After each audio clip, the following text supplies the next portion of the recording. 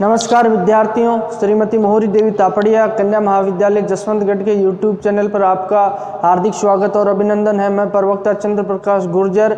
आज की क्लास हमारी बीए प्रथम वर्ष के छात्रों हेतु इतिहास विषय की होगी। इतिहास विषय के दौरान जो निरंतर हम वैदिक जो धर्म से संबंधित विचारधारा है उसका अध्ययन करें। वैदिक धार्मिक विचारधाराओं के तहत हम यज्ञों के स्वरूप के बारे में पढ़ रहे हैं, यानी कि यज्ञों के प्रकार, यज्ञ कौन कौन से होते हैं, यज्ञ किस प्रकार से होते हैं और यज्ञों का विधान जो वैदिक धर्म के अंतर्गत बात करें तो ऋग्वैदिक धर्म और उत्तर वैदिक धर्म में यज्ञों का विधान कैसे किया गया था। जैसा कि मैंने पहले भी बताया था कि अपने देवताओं को प्रसन्न करने के लिए यज्ञों का आयोजन किया जाता था और अग्नि के माध्यम से उसमें आहुतियां जो वस्तुएं डाली जाती थी उनका मानना था वैदिक आर्यों की वो अपनी देवताओं तक पहुंच जाती है। जैसा कि यज्ञ की परिभाषा के बारे में कहा था कि जो पिछली क्लास में हमने पढ़ा था, मनुष्य और प्रकृति के बीच में ये सेतु यानी पुल का काम करता है और मनुष्य और प्रकृति को आपस में जोड़ने का कार्य जो यज्ञ करते हैं, क्योंकि प्रकृति को ही देवताओं का स्वरूप उनके द्वारा माना जाता है। प्रकृति में ही देवताओं का जो आरोपण कर दिया जाता है, मानवीकरण उनके द्वारा प्रकृति का कर दिया जाता है, चाहे सूर्य हो, चंद्रमा हो, पृथ्वी हो, तो इन्हीं में ही जो इनका मानवीकरण करके इन्हें ही देवताओं का स्वरूप मान लिया जाता है और इनकी पूजा अर्चना इनके द्वारा की जाने लगती है। और इनका मानना है जो सृष्टि में जो निरंतर जो विकास की प्रक्रिया है, जो अविरल बह रही है, जो सर्जन की क्षमता है, निर्माण की क्षमता है, वही यज्ञ कहलाते हैं। ये परिभाषा वैदिक धर्म के तहत यज्ञों की दी गई है। आज हम वैदिक धर्म के तहत यज्ञों के स्वरूप के बारे में जानेंगे, यानी यज्ञ कौन कौन से होते हैं और वैदिक धर्म में कौन कौन से यज्ञों का विधान उनके द्वारा किया गया। हालांकि विस्तृत अध्ययन यहाँ पे आपकी बुक में नहीं है यज्ञों के बारे में, लेकिन संक्षिप्त अध्ययन की बात करें तो यज्ञों के बारे में कौन कौन से यज्ञों के प्रकार है, सामान्य जीवन में किए जाने वाले यज्ञ, प्रतिदिन व्यक्ति के द्वारा किए जाने वाले यज्ञ, उन पे हम चर्चा करेंगे।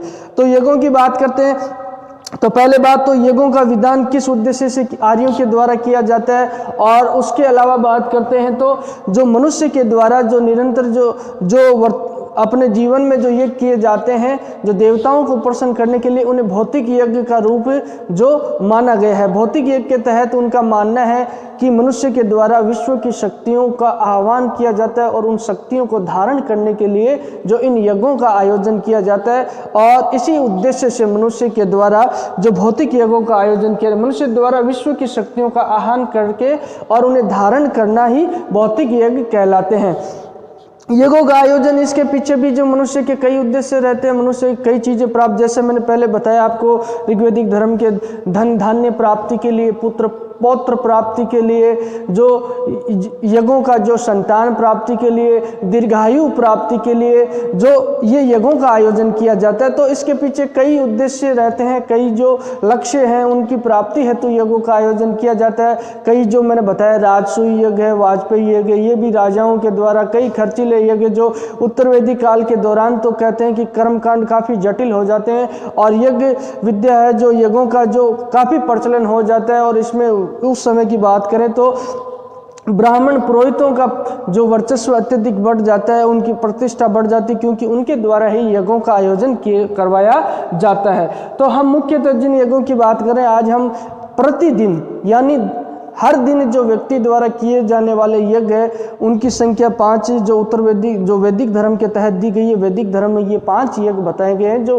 व्यक्ति के द्वारा प्रतिदिन ही किए जाते हैं। प्रत्येक दिन में आप भी देखोगे कि आपके घरों में भी जो यज्ञ वगैरह ऐसे किए जाते हैं, जैसा कि हम अभी चर्चा करेंगे। तो सामान्यतः देखोगे कि जो महिलाओं के द्वारा जो आहुतियाँ दी जाती है वो एक उसी प्रकार के यज्ञ का ही हिस्सा माना जाता है।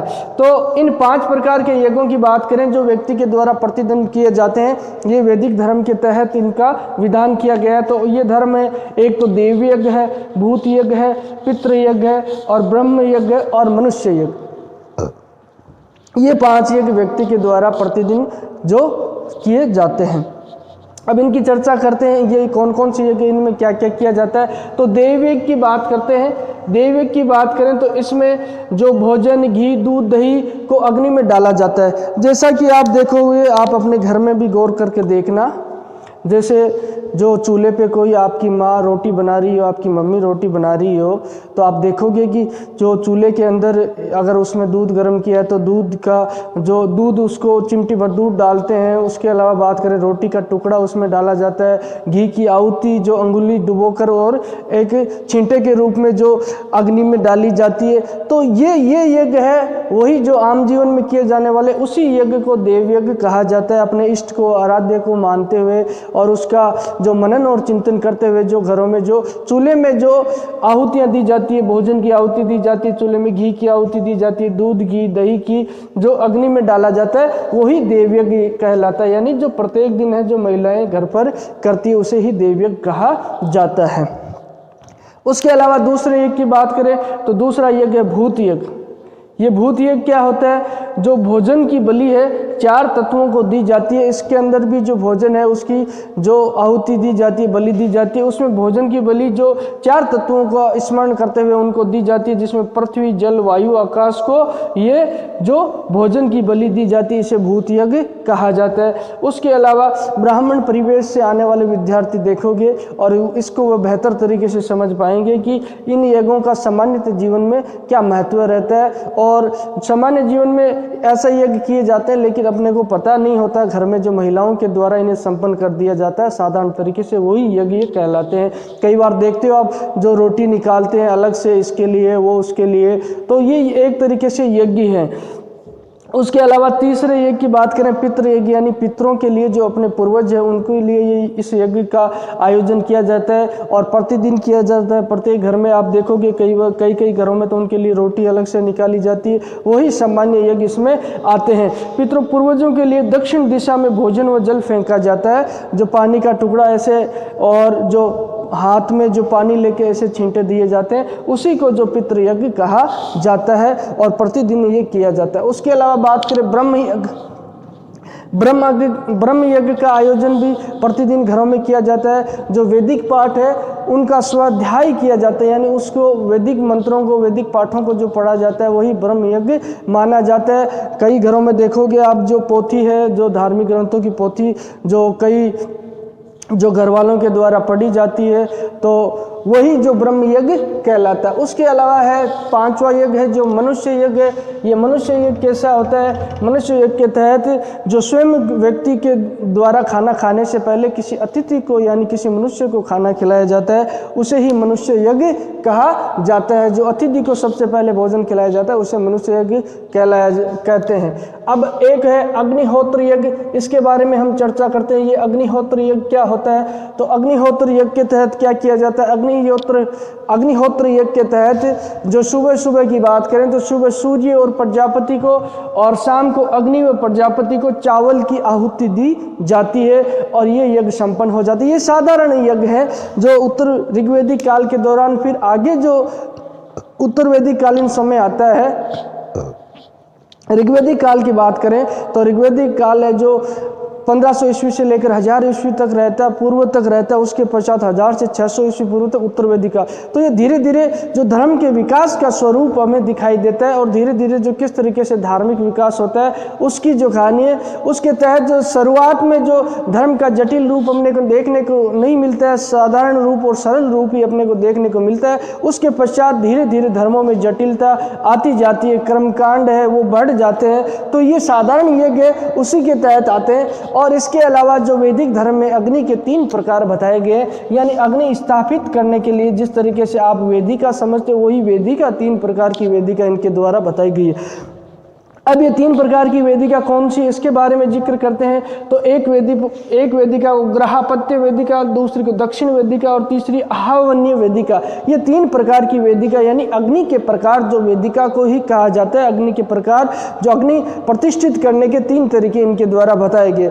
जो ग्रहापत्य जो अग्नि है उसमें गोल वेदिका होगी, जैसे ये गोल वेदिका है राउंड, इसमें जो अग्नि प्रज्वलित होगी और यहाँ इसके आसपास जो यजमान बैठेंगे और इनके द्वारा आहुतियां दी जाएगी। तो इसे कौन सी अग्नि कहा जाता है? ग्रहापत्य अग्नि कहा जाता है। उसके अलावा दक्षिण जो अग्नि है इसे क्या कहा जाए?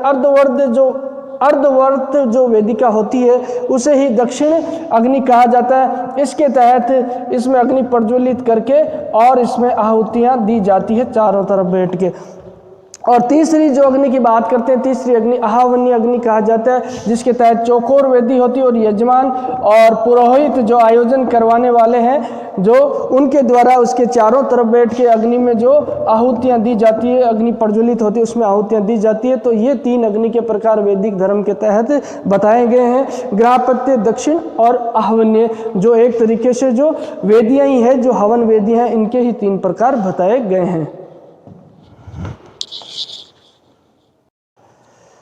तो विद्यार्थियों, आज की क्लास में हमने जो वैदिक धर्म के तहत, वैदिक धार्मिक विचारधारा के तहत यज्ञों के जो स्वरूप, सामान्य स्वरूप बताए, उनके बारे में जिक्र किया। स्वरूप यानी यज्ञों के विभिन्न प्रकार जो बताए गए उनके बारे में हमने जिक्र किया है, जिसमें जो सामान्य यज्ञ प्रचलित होते हैं उन्हें भौतिक यज्ञ कहा जाता है, और मनुष्य के द्वारा विश्व की शक्तियों को प्राप्त करने के लिए अपने देवताओं को प्रसन्न करके, जैसे आप कई सीरियल, धार्मिक सीरियल वगैरह में देखते हैं, अपने देवताओं से जो शक्ति प्राप्त करने के लिए मनुष्य के द्वारा इन यज्ञों का आयोजन किया जाता है, और इनके द्वारा ही जो इस शक्ति को धारण किया जाता है, उन्हें भौतिक यज्ञ किसे कहते हैं? मनुष्य द्वारा विश्व की शक्तियों का आह्वान करके उन्हें धारण किया जाता है, ये भौतिक यज्ञ कहलाते हैं। और अलग अलग उद्देश्यों की प्राप्ति के लिए, जैसा कि मैंने बताया, किसी के द्वारा पुत्र और पौत्र प्राप्त करने के लिए, किसी के द्वारा धन धान्य को प्राप्त करने के लिए, और किसी के द्वारा लंबी आयु, दीर्घ आयु प्राप्त करने के लिए यज्ञों का आयोजन किया जाता है। और प्रत्येक व्यक्ति के द्वारा प्रतिदिन किए जाने वाले यज्ञों की संख्या 5 बताई गई है वैदिक धर्म के तहत।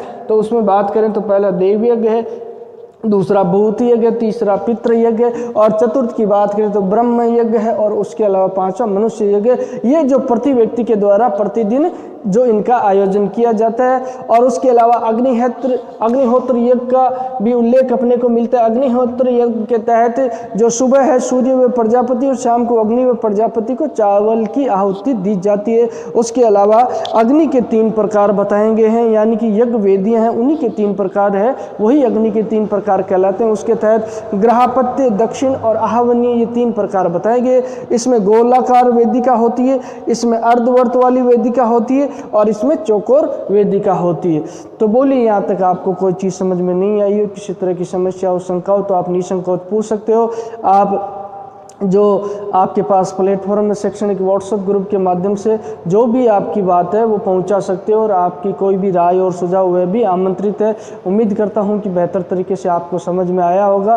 फिर भी कोई क्वेश्चन हो, आपके मन में कोई जिज्ञासा हो, शंका हो, तो आप निसंकोच पूछ सकते हो। और आज की क्लास के लिए बस इतना ही। आगे हम यज्ञों के स्वरूप के बारे में अगली क्लास में चर्चा करेंगे। तो सभी विद्यार्थियों का पुनः एक बार बहुत बहुत धन्यवाद।